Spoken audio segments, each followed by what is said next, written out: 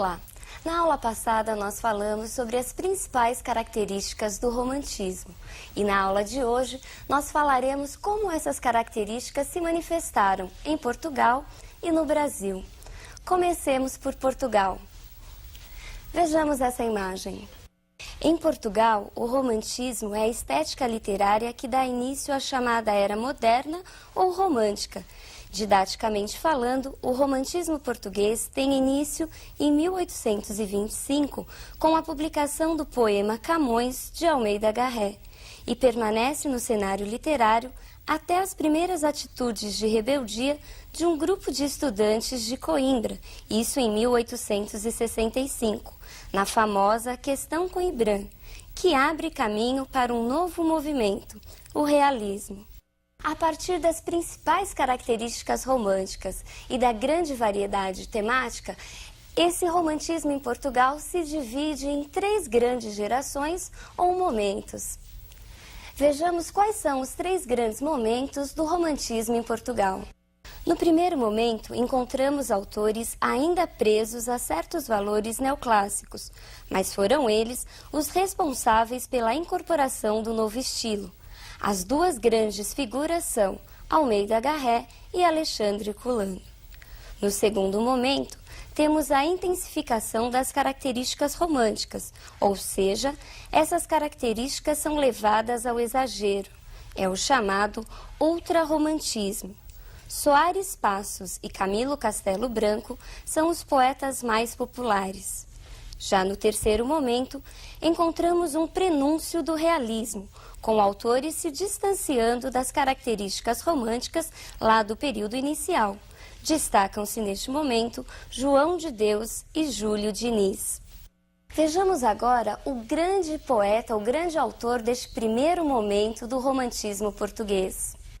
Em seus primeiros textos, encontramos um Garré que, mesmo livre da influência árcade, ainda não escreve plenamente dentro das vertentes românticas. Sua obra Camões conta a história da grande figura do renascimento português, da sua vida atribulada, das suas paixões e do seu grande amor pela pátria.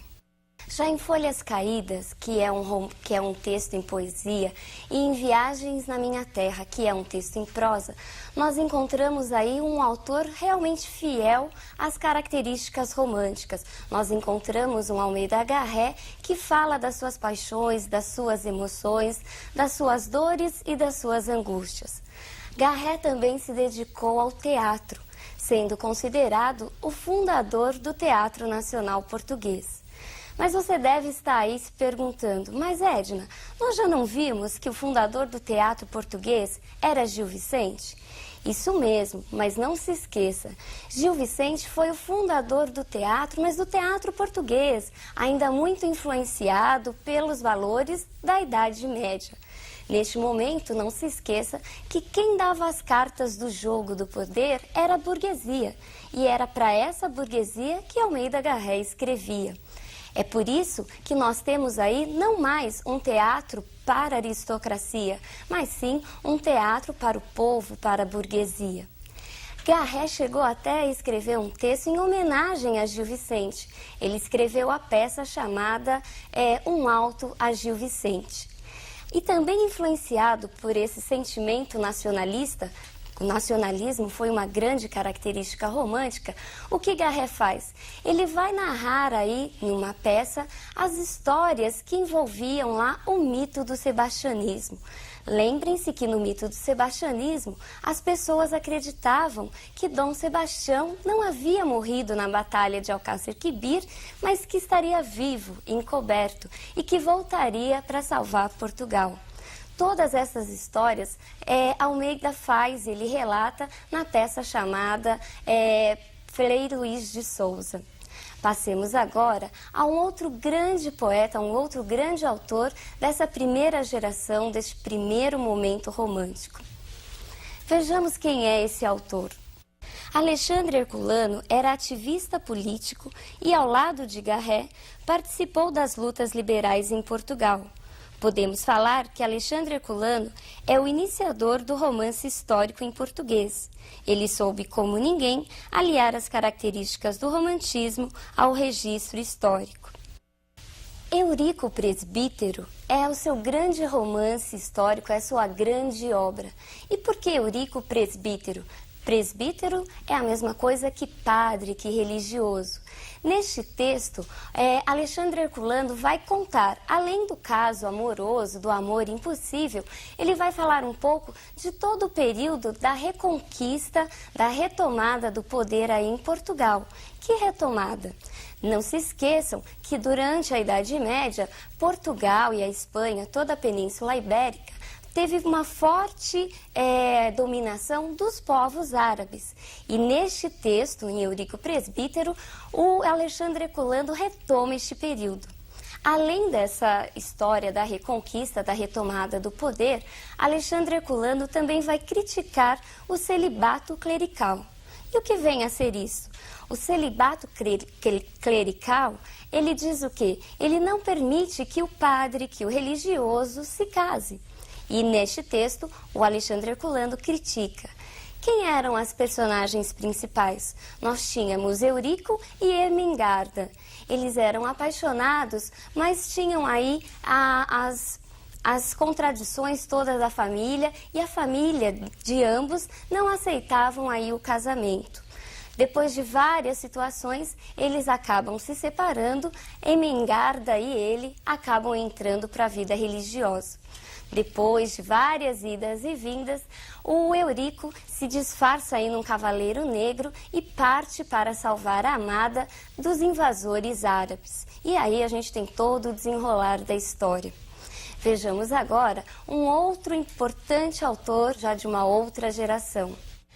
Camilo Castelo Branco foi o primeiro escritor português a viver e sobreviver exclusivamente da literatura.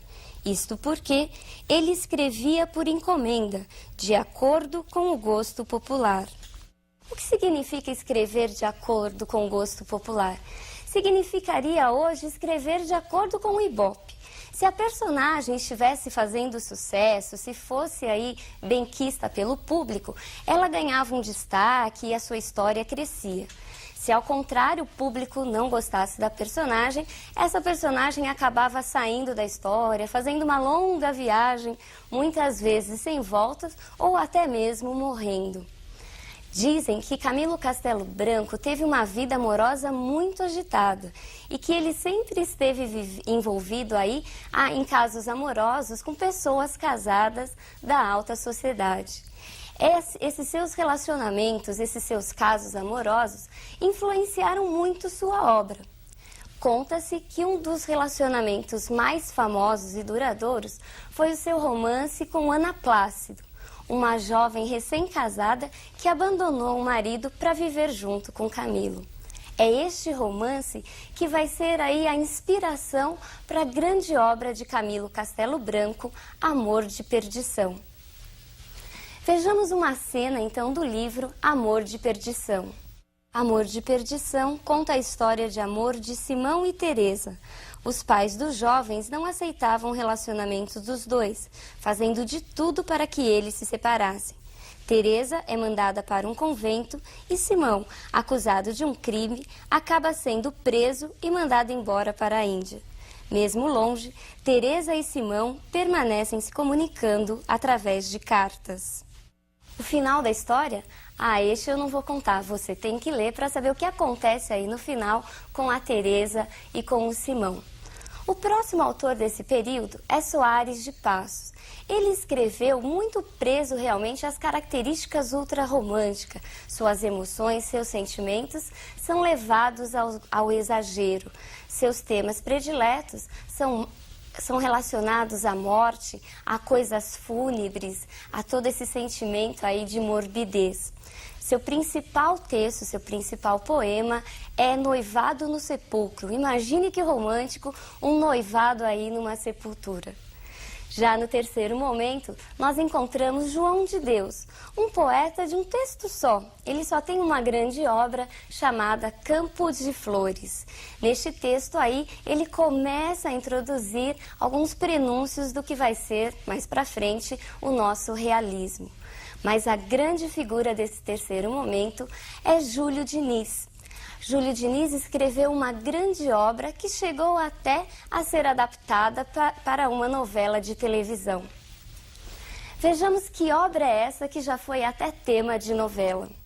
As Pupilas do Senhor Reitor, Crônica da Aldeia, obra que conta a história de duas irmãs órfãs que vivem sob os cuidados do Senhor Reitor e que se apaixonam por dois irmãos, Pedro, o lavrador, e Daniel, o médico recém-formado que volta para a aldeia. Há todo aí um conflito amoroso, uma série de confusões ao longo da narrativa. Uma irmã se acaba apaixonando por um irmão, depois a outra que troca e uma confusão tremenda. Mas no final, tudo acaba bem, as personagens acabam vivendo felizes para sempre. É o típico final feliz. Tudo isso que nós falamos até agora foi sobre Portugal, sobre o romantismo em terras portuguesas. Mas o que será que estava acontecendo no Brasil? Como foram as manifestações românticas em nossa terra? Vejamos uma imagem que nos mostra o que estava acontecendo no Brasil neste período. O romantismo brasileiro marca o início de uma verdadeira literatura nacional e está intimamente ligado ao processo de independência da colônia. O romantismo brasileiro tem início em 1836, com a publicação da obra Suspiros Poéticos e Saudades, de Gonçalves de Magalhães. É também o ano da publicação do primeiro número da revista Niterói, isso lá na França. E ele vai se estender até por 1881, quando ocorre a publicação de Memórias Póstumas de Brás Cubas, romance realista de Machado de Assis, e a publicação do livro Mulato, um romance naturalista de Aloísio Azevedo. Aqui no Brasil, durante o romantismo, se produziu muito e nos mais variados gêneros. Vejamos quais são os principais gêneros do romantismo no Brasil.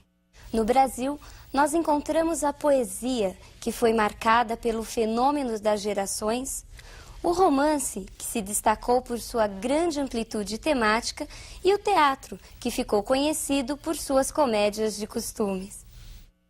Bom, pessoal, por hoje é só. Falamos do romantismo em Portugal e iniciamos o estudo sobre o romantismo no Brasil. Mas por ser uma obra muito vasta, nós falaremos do romantismo no Brasil em nossas próximas aulas. Por hoje é só.